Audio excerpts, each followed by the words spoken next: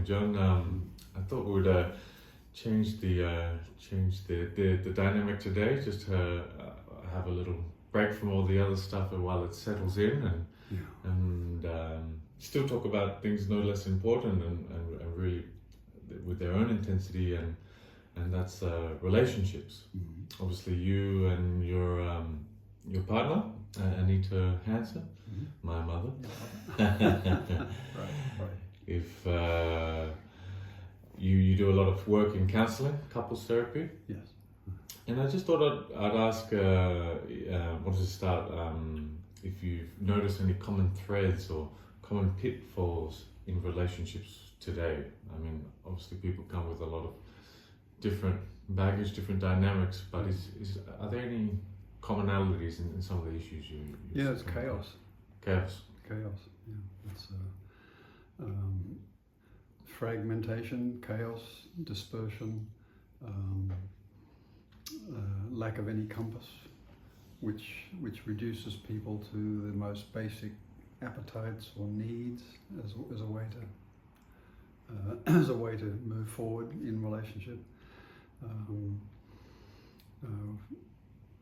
So that's the main characteristic of the in the work that we do, and we've each had our share of that in our own lives too. Just been hit by phenomena that come up in the relationship that cannot possibly be understood in terms of personality or personal unconsciousness. They can have a shattering effect on a relationship, and they don't appear to be personal.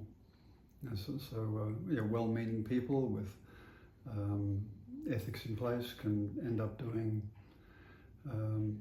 crazy things because they've been hit by a tidal wave that's coming through the relationship. So that's producing chaos. And on a perhaps a sociological level, that's really emphasized with the global community and people marrying interculturally. But they come into therapy thinking the problems that they're experiencing are personal problems.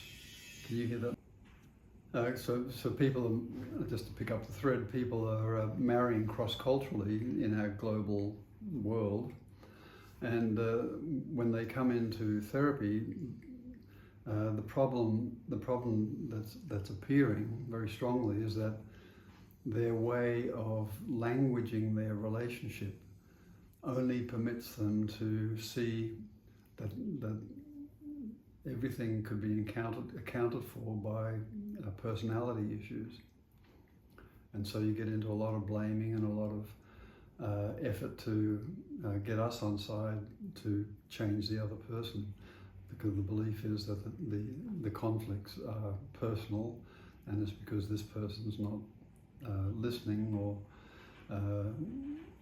and so on. That's a very narrow range of understanding what's going on in a relationship, and nothing says that more sharply than the question of cross-cultural relationships. And we've shown people how the cultural diversity that's in the family or in the relationship is a rich source of expanding oneself, and it's also it can do devastating harm to a relationship if it's not brought to consciousness, that the cultural differences. So cultural differences, I think, are best understood as a way of being that we pick up by virtue of acquiring the mother tongue and growing up in a certain community and a culture. We learn to be a certain way. It's not, we don't think about it. So, for example, in one couple, Asian and Germanic, they had totally different attitudes towards money, the saving of money and the expenses of money, and they were in heavy conflict, but they thought it was because you're just not understanding how to use money or something. No, they had to be shown that they've been brought up in cultures that have vastly different relationships to money, and and finances and household arrangements.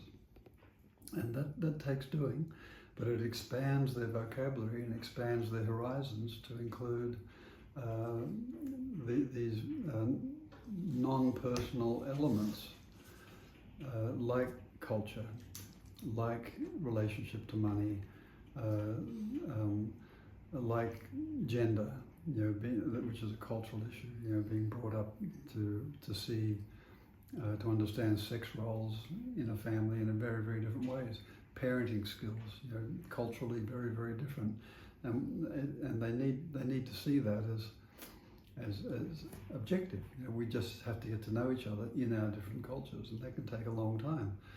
So many relationships are going on the rocks because they just are not being shown that.